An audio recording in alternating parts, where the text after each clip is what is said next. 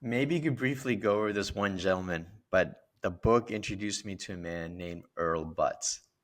Oh Which, goodness. Nixon really knows how to keep on becoming president in our current environment. But yeah, tell the people about Earl Butz, and maybe they'll get an idea of why we're where we are right now. Yeah. So if I remember correctly, Earl was made the Secretary of Agriculture. Um, and that means he set the policy and tone for U.S. agricultural policy and the USDA, the United States Department of Agriculture. And the easiest way to understand Earl is his slogan, get big or get out. So few people have done as much harm to the health of all Americans, but then also the health and stability of rural America as this chap. Because he had these tours where he'd go around the countryside. He'd have these town hall type meetings, and he would tell farmers that they were to get big or get out. And then he forced them to adopt this basically by weaponizing government agricultural policy. So he totally reshaped government agricultural policy in ways that are really hard for somebody who's never studied the issue to understand. Because most people will hear, oh, corn and soy growers receive 10 billion or more dollars a year in government bailouts and subsidies.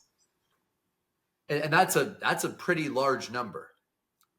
But what you don't realize is for every dollar of direct subsidies industrial agriculture receives, they receive another $20 to $30 in indirect subsidies.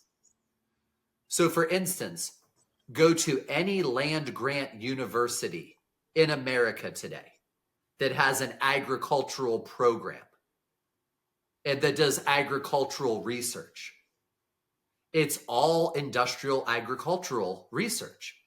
So the entire industrial agricultural system has transferred all of these costs onto taxpayers. Look at the school lunch program in America.